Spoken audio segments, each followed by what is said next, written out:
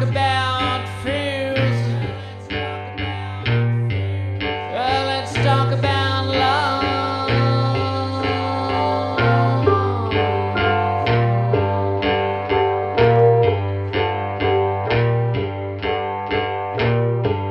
Yeah, I got fears, but I ain't got no love.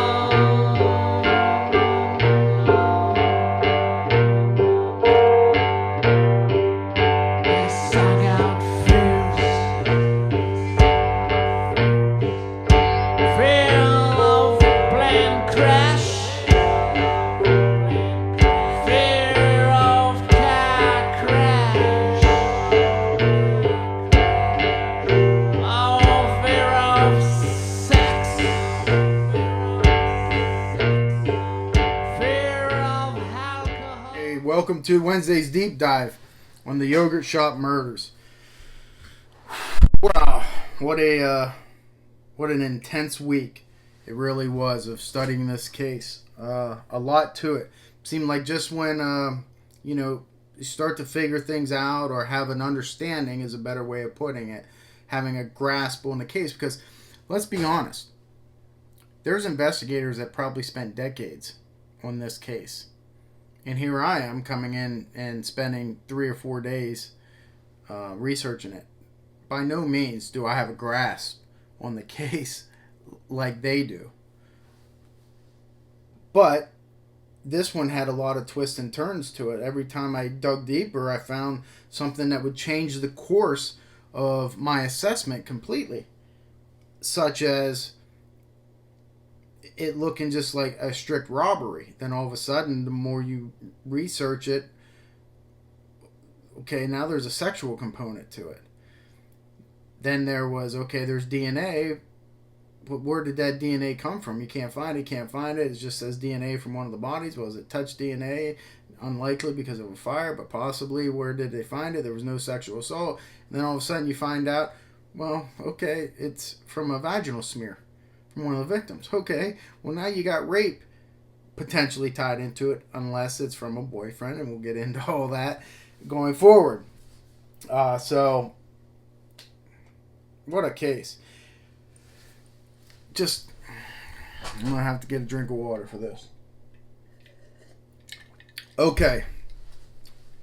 So for those who didn't watch Monday or Tuesday's video, I'll do a brief recap of December 6, 1991, a quadruple homicide of 4 individuals at the, I can't believe it's not yogurt, strip mall section of the business. 2 of them were workers, 2 17-year-old girls, and I'll get their names for you. Jennifer Harbison and Eliza Thomas, both 17. They were working that night. They were accompanied by 2 other individuals. Jennifer's sister, Sarah, who was 15, and then Sarah's friend, Amy, who was 13. They did not work there. They had been out shopping earlier in the mall, and they had came there to help them close up the business. It was Friday night, and from what I understand, there was going to be a sleepover of some sort. So they were trying to get them out of there early. The yogurt shop closed at 11 o'clock, which was atypical for most businesses around there. They had closed earlier. That's going to be important, and I'm sure that if you watch the criminal profile crime scene assessment that I had given, you know why that is important. So let's start with the victimology like we always do. 4 teenage girls, 2 of them are 17, one's 15, one's 13. All high school girls. Nothing that I read in their background would make them at all a high-risk victim. No domestic disturbances, no jealous boyfriends, nothing of the sort. Just hardworking girls, kids, basically. And what you can learn from their victimology is that more than likely, I think, when confronted, they would comply. Okay? Although you don't know for sure. Again, you don't know what anybody will do in any given circumstance. So but you can try to understand that a little bit from their victimology, and that will play into this whole assessment as well. Now, timeline. Let's start this timeline around 9:30 at night. 9:30 at night, there's a ex-military police officer who runs a security business that stops into the yogurt shop. He is troubled, or he notices a young man in his early 20s in like an army fatigue jacket, kind of like Rambo in First Blood. That type of jacket, I'm assuming. The way it's described, that's how I see it. The guy was kind of ushering people in front of him. Go ahead and go in front of me. Maybe as if he didn't know what he was going to purchase yet, or other means.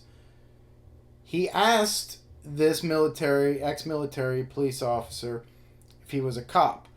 Now immediately that struck me, but the more I researched, I found out that the reason that occurred is because of the type of vehicle that the guy was driving. So that plays into it. The guy asks to use the bathroom. He orders a soda, which I found a little bit odd. Uses the bathroom, and the guy leaves. The ex-military police officer leaves and never sees him. But when he's interviewed later, he gives that account. We're going to step forward to 10:42. The girls are already cleaning up. They're getting ready to get out of there. They had two of them had gone, or maybe one of them, I think maybe it was Jennifer, but it doesn't matter who went. Somebody went and got a pizza, and they had brought it back, and they were eating the pizza, cleaning up. The reason you know that they were cleaning up, one is the photographs later showing chairs being placed on top so the place could be mopped. Also, witnesses were still coming in, getting yogurt and getting things before it closed. But the girls were cleaning up. Sarah and Amy had stopped in, like I said, to help them. Some witnesses didn't see them, and that's because they were in the back doing the dishes and doing whatever needed to be done back there. The pizza box was also found back there, so we can assume that they were back there. This is going to be key. But at 10:42, the last sale was done, according to the register. That was from a couple that had come in, and they had bought yogurt. I think they had just gone to the movies or something. But they observed two individuals in the yogurt shop sitting at a booth. Now you look at my thumbnail of Ken's Key Clue, and you'll see the picture. It's very, very, very telling. You see the chairs stacked up on all of the tables except for that one. You see the napkin holder as well. All the napkin holders, and anyone that's ever worked in a restaurant know you replace those if they need them. This one didn't have it. So it is assumed that the two individuals that the couple sees at 10:42 is sitting at that table. They're described, one smaller, one bigger, I believe in their 20s as well. That's at 10:42. At 11:03, now this is 3 minutes after the store's supposed to be closed, a no sale was rung up on the register. Now what does that mean? Well, that means that somebody hit a button on the no sale, and it could possibly be to take the cash out, or could have been the offenders. It's important that those two individuals have never been identified, right? This is at 11:03. At 11:47, the fire is reported. There's smoke coming up. People see it, start calling. police officers show up on scene. So that is about a 45-minute window. And if we assume that the two people that were sitting in that booth are more than likely offenders, and I believe that they are, they had approximately an hour in that business to do whatever they were doing. That tells you a lot, and that you've seen the criminal profiling video that I did, crime scene assessment. So I will get into that a little bit more here, the crime scene assessment. But that I wanted to go through the timeline. Okay. Firefighters come. They douse the building. One of the firefighters, they're actually stepping on the bodies and they don't realize it. One of them looks down and sees a foot, taps his fellow firefighter and says, "Hey, is that what I think it is? Blah, blah, blah." Back up. Okay. So now they start looking. The way the crime scene is, it's contained to the back. Okay. The offender or offenders had stripped these girls naked, used their own bindings to tie their hands behind their back. Some were gagged. One of the girls was actually strangled, but not to death. More than likely that was done to comply. And the place was set on fire. And they were all stacked on top of each other after they were shot in the head. Presumably execution style. So that means all four were laid down and then shot. Then they were stacked on each other. Why do you do that? Okay, that's something that I had to come up with. Why? If you lay all four individuals down, they're naked, they're bound, they're gagged. First of all, why don't you just leave? Why don't you just... You got the money. They're tied up, they're controlled, leave. But the offenders don't do this. Instead, they execute them. In addition, they stack them on top of each other. Then, place items on their bodies and then light it on fire and then leave out the back door. Now, why do you do that? Why as an offender do you do that? Why not just leave? It's my opinion is because you've been caught before. You know not to leave a witness because it has gotten you in trouble and more than likely put you in a correctional facility before. So you leave no witnesses. That's my opinion. Now let's talk about the bindings. Why bind them? And what does that tell you? It tells me that this crime was not planned. If it's planned, you bring your own bindings.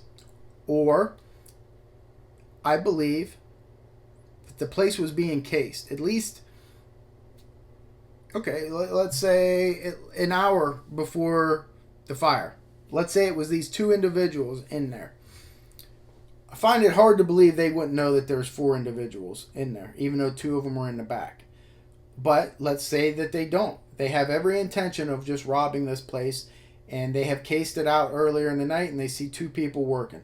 Maybe they had cased it out a day before, and there's only two people working there. And all of a sudden, they're confronted with four people. Four people is a lot harder to control than two people. So now what do you got to do? Well, you're not prepared for this, so you strip them. That controls them. Also, you use their clothing, their underwear, their bra as bindings. That is not something that I believe a juvenile offender will do. Why do you ask that? Or why do you say that? You can't just arbitrarily say that. Well, I say that because, to me, that is more of an experienced person who has done that before. So it's planned,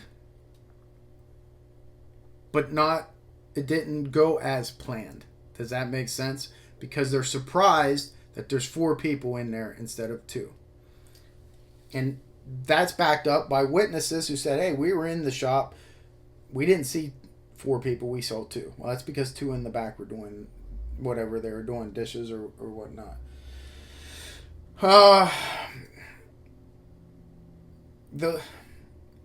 As I said earlier, it's difficult because the more you get into it, the more you find out. So at first I thought that this was a simple robbery.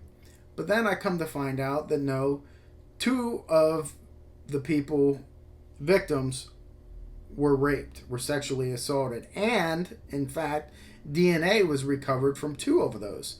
Well, that changes the course of everything. Now you got to look at, okay, was the reason for this a sexual assault to begin with? And are you covering up that? Or is it robbery and then a rape secondary to that? I'm sorry that I'm keep drinking water, but my mouth's getting dry the more I talk.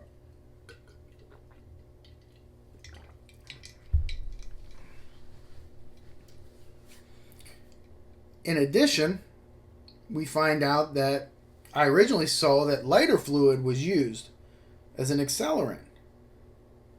But the more I looked, there was no evidence of any accelerant being used. But it's portrayed that that's fact. And that bothered me. Because that changes the course of anything.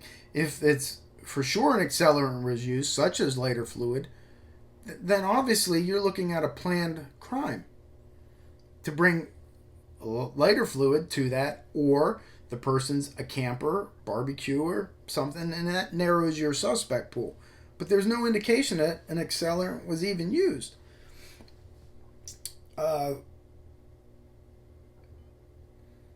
So the crime happens, 4 people dead, 2 of them raped, bound and gagged, place set ablaze.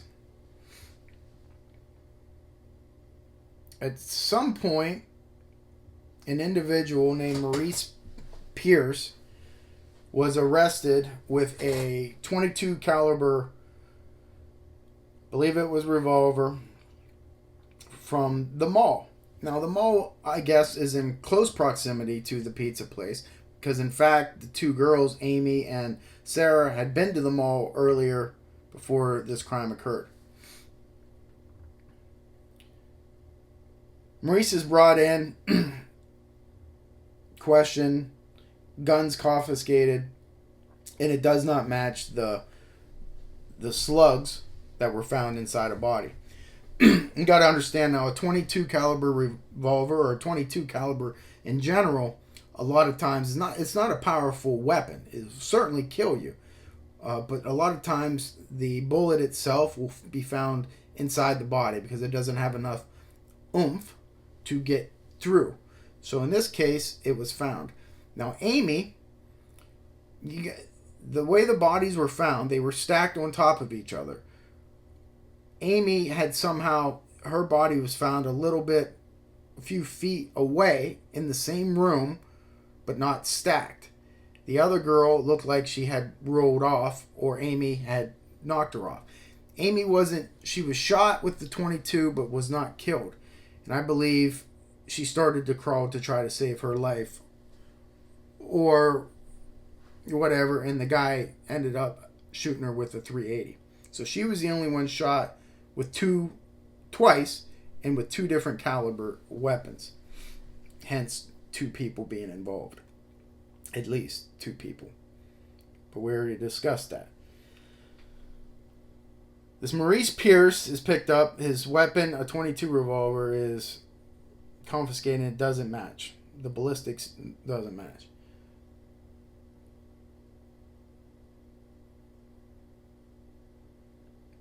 Some 8 years later, the case goes cold, essentially. Tons of tips, but it goes cold.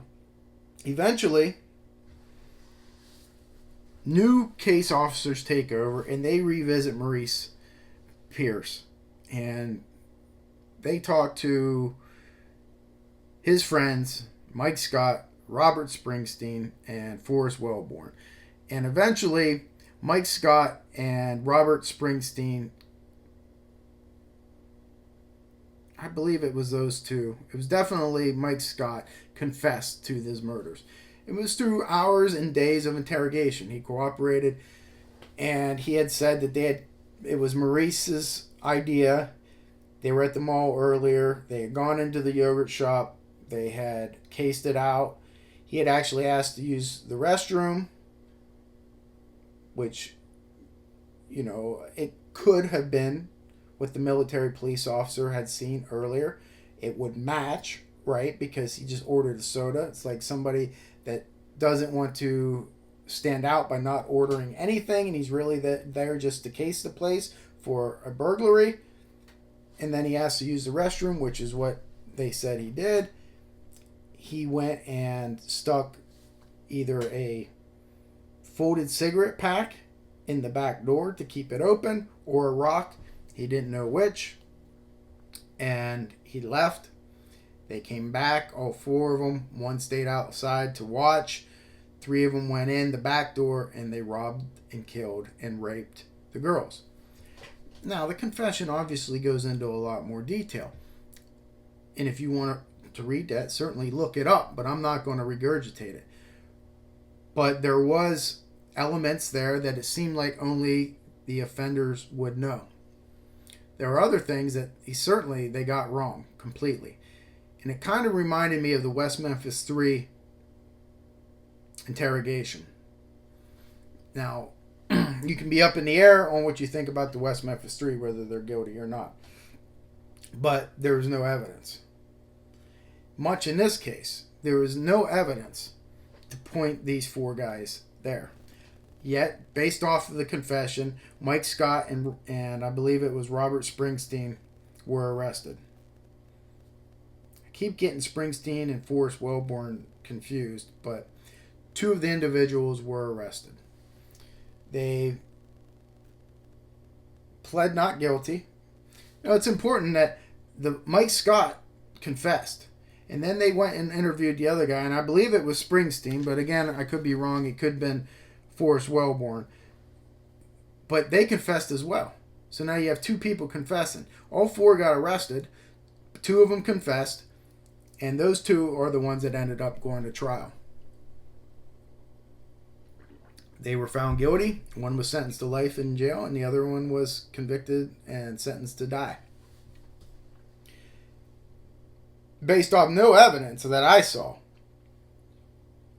Doesn't mean that they didn't do it. But I just didn't see the evidence there. Now, they do some time in jail, and they are let out. They're let out on appeals. Not that they were innocent. But they got out, and that threw the families into a loop. The families really believed that these 4 individuals committed the crime, and they could be right.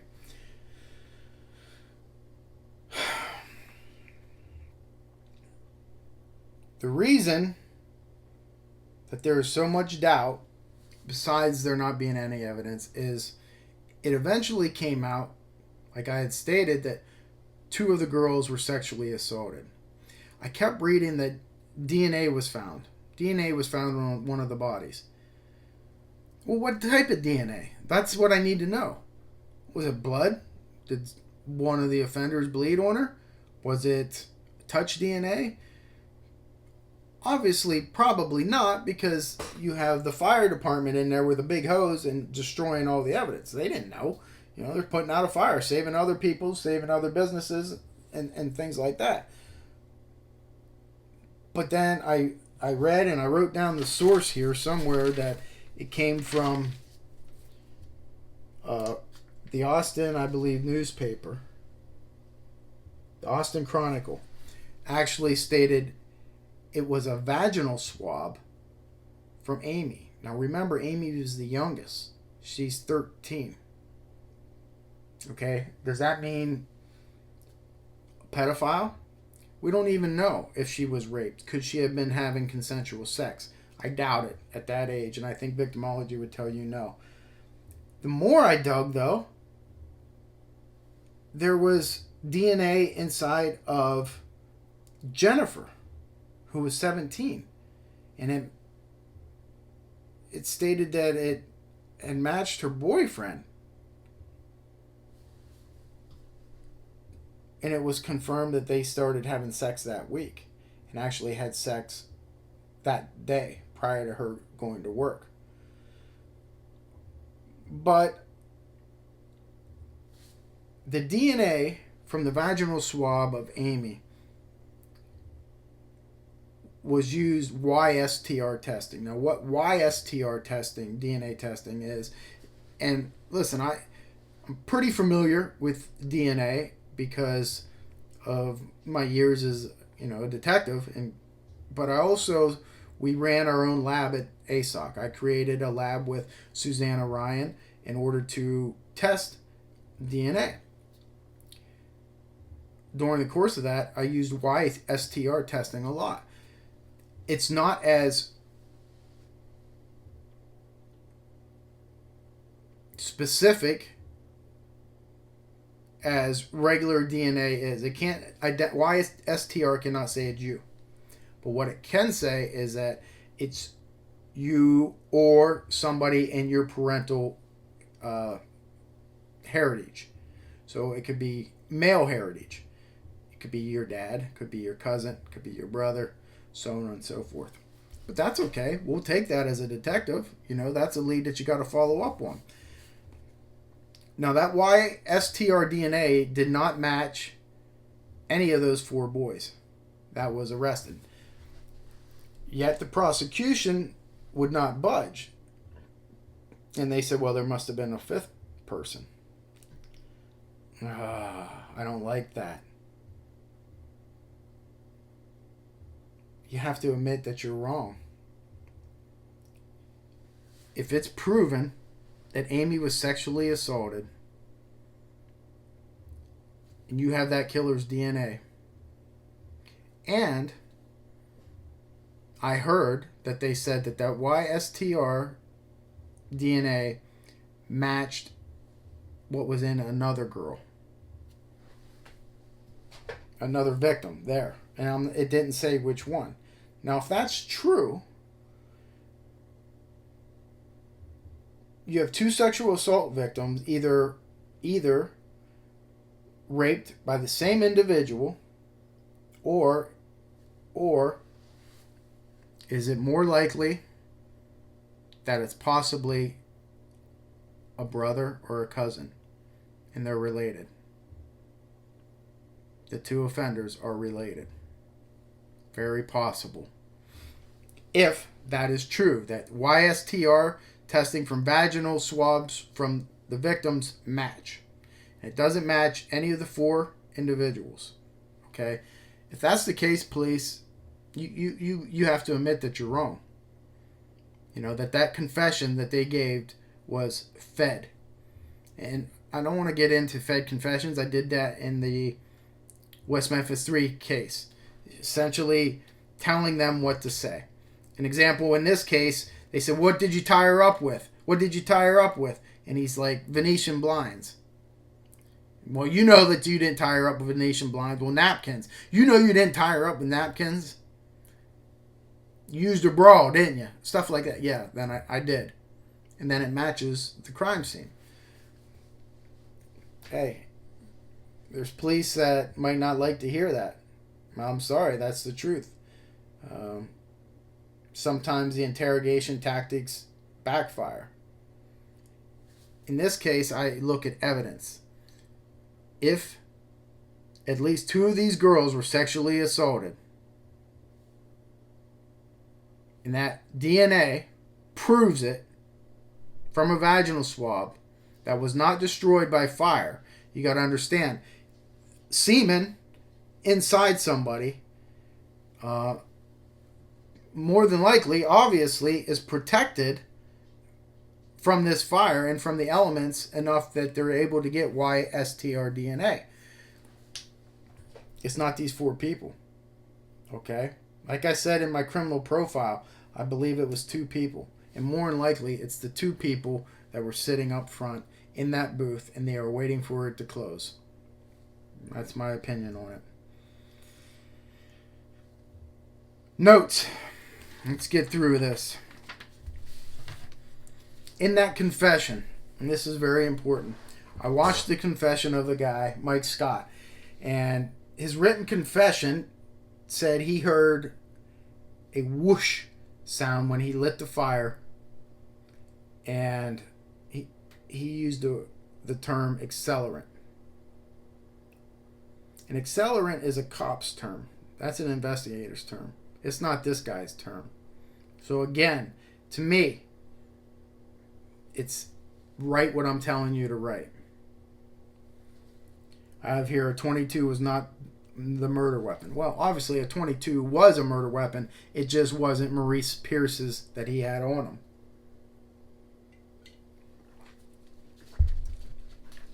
Two people. They didn't bring bindings. Leg spread, question mark. I read that they were posed with their legs spread. I don't understand that because I only saw it in one report. And I don't know how that could be with the fire and them stacked on top of each other.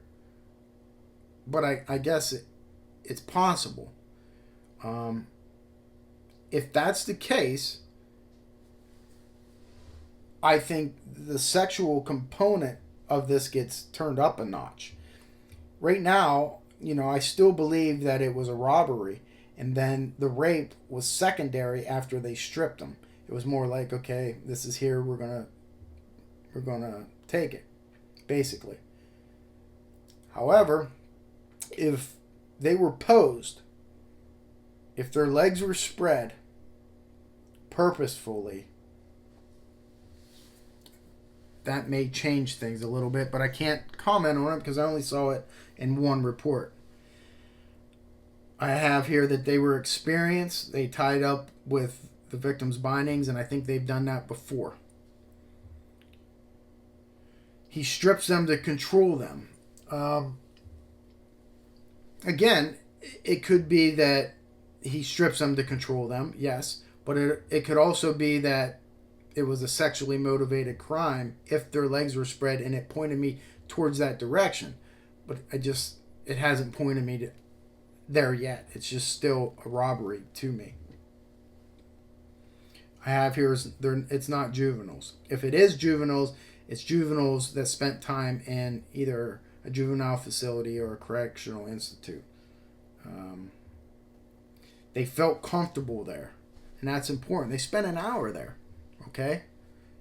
A robbery takes less than 5 minutes. Okay? They spent some time there. And they felt comfortable there. I have here that I believe they were arrested before and did prison time.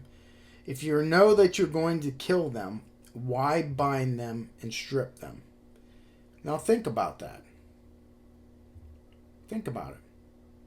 If you know going into the robbery, we're going to kill them, then why bind them? There's no reason to, right? Because you're going to kill them. But it's done. So you have to determine why. What is the reason to do that? And the only reason that I could come up with initially is control. Is to control them. Again, possible sexual component to it. And that's why I feel that it's an experienced, hardcore criminals.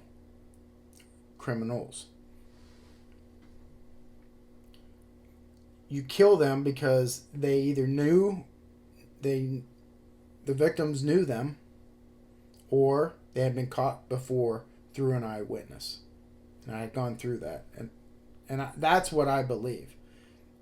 They're just not taking the chance. Hey, I've done prison time before based off an eyewitness that I left alive, and now I'm not taking that chance. I'm shooting them, and I'm going to burn all the evidence. I have written down here, in 1990, so 1 year previous to this homicide, in Austin, Texas, there were only 46 homicides. The population there is 500,000 people. That's not a lot, folks. That's not a lot of homicides for that population. So think about that.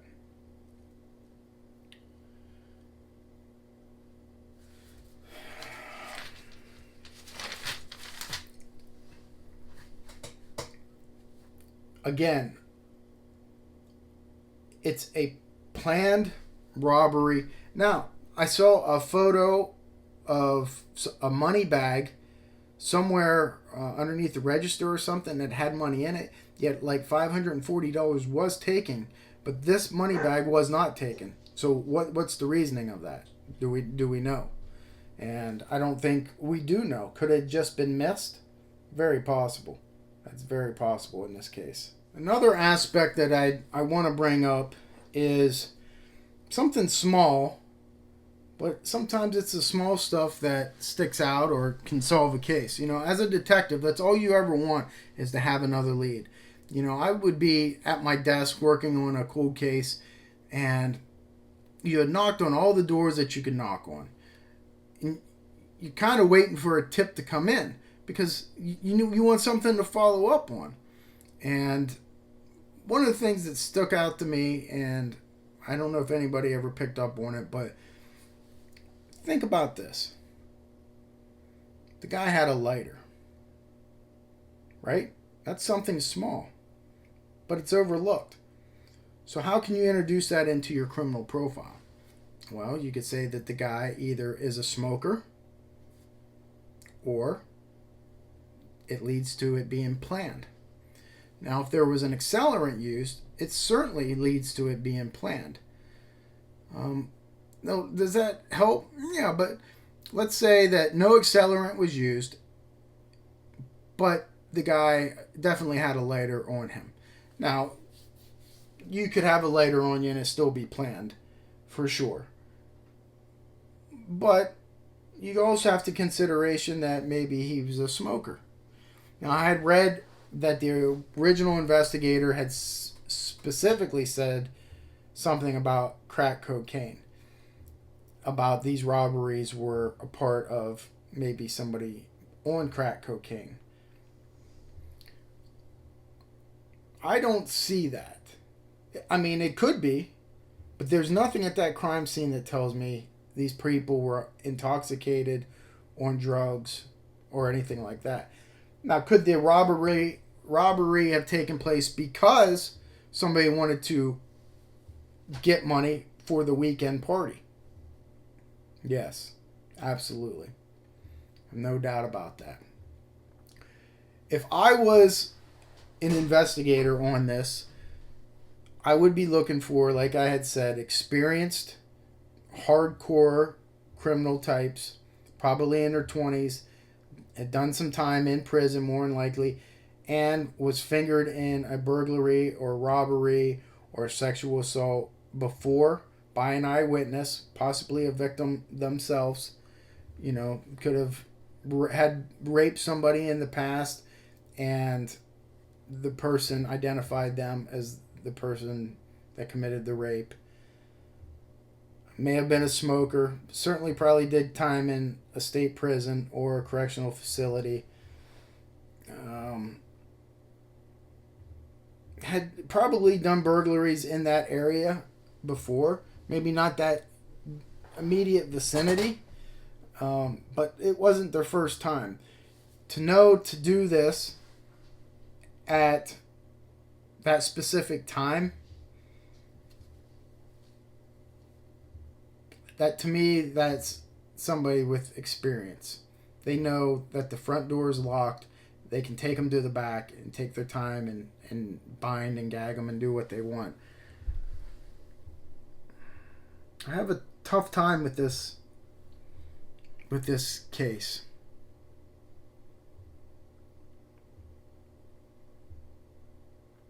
Those 4 girls were just working, and 2 of them in the wrong place at the wrong time, and this happened to them.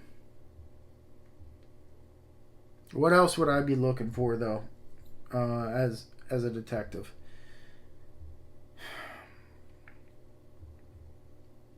Certainly be looking, and I'm sure they are, to identify those two individuals that were seen in that shop at 10:42. Listen, if those chairs are turned upside down so they can mop the floors in all of the booths and all of the tables except for the one that the couple saw those two individuals sitting at, that's telling. And the front door being locked, those are the two. I feel confident in saying that. Unless the police know something that I do not know, that's where you're looking at. And if that YSTR DNA is found in two different girls, and that matches, the YSTR matches, you're probably looking at a relative. Not of the victims, the two offenders being relatives. Unless the one offender raped both of them. For that to occur, I would want to know, hey, what's the amount of DNA found?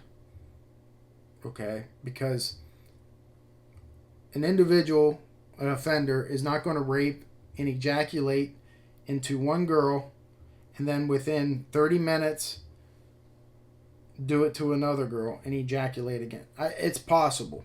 Certainly is possible. I find that hard to believe. But, I mean, it does happen.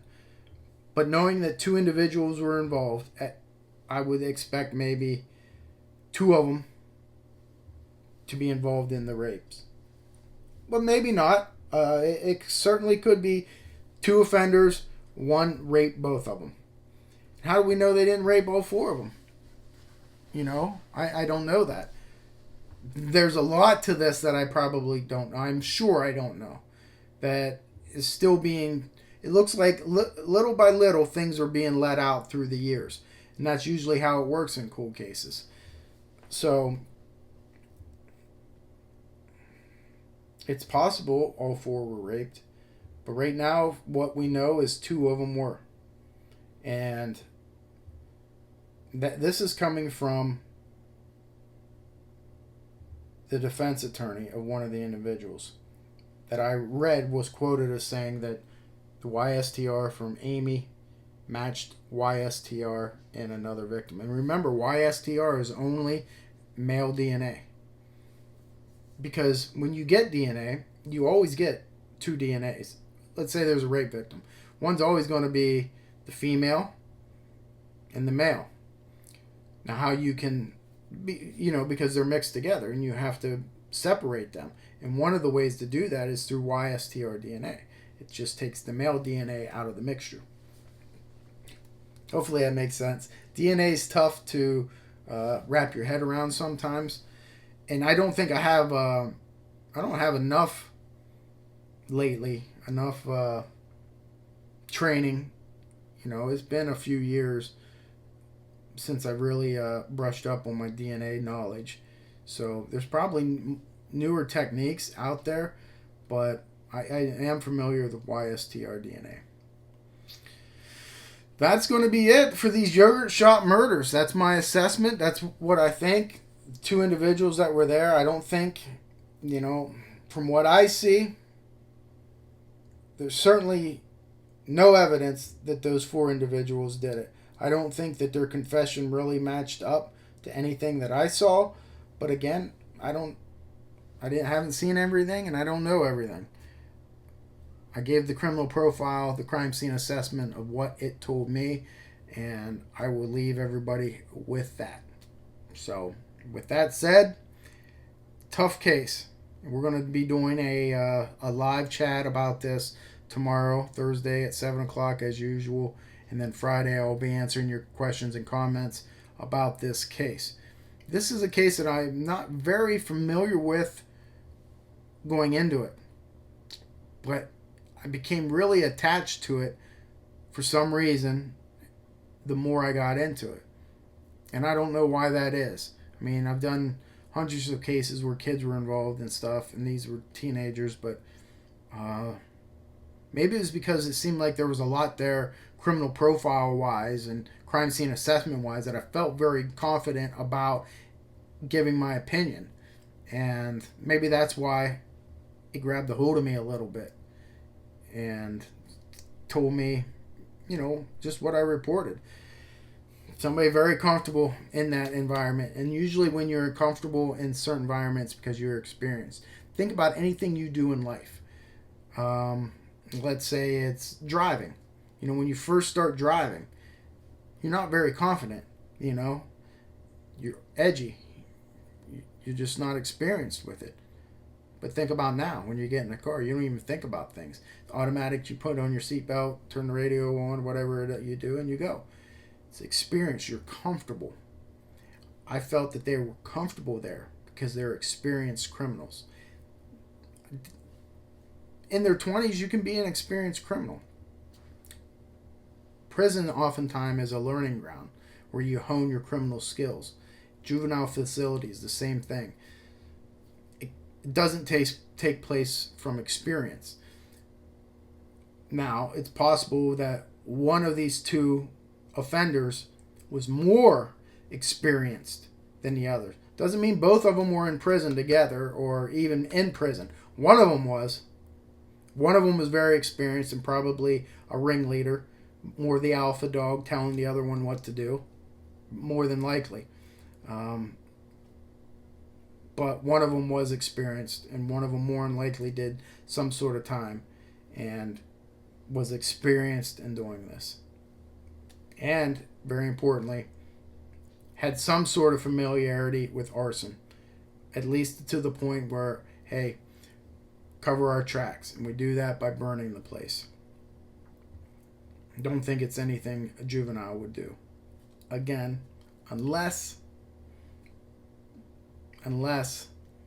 that juvenile was experienced in doing this.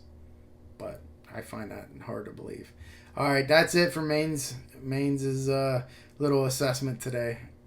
I hope you learned something as always. Horrible. Again, I want to send my condolences to the family. It's something they'll never get over. Whether they believe these 4 individuals committed the crimes or not, it's still a horrible, horrible, horrible tragedy. One parent lost 2 of their daughters. They will never be the same again. And I know that through experience. So, my condolences to them and everybody else that was affected by this horrible tragedy. So, I will see you Thursday on the live session. Friday, I'll answer your questions and comments until next week where we start a whole new case over again.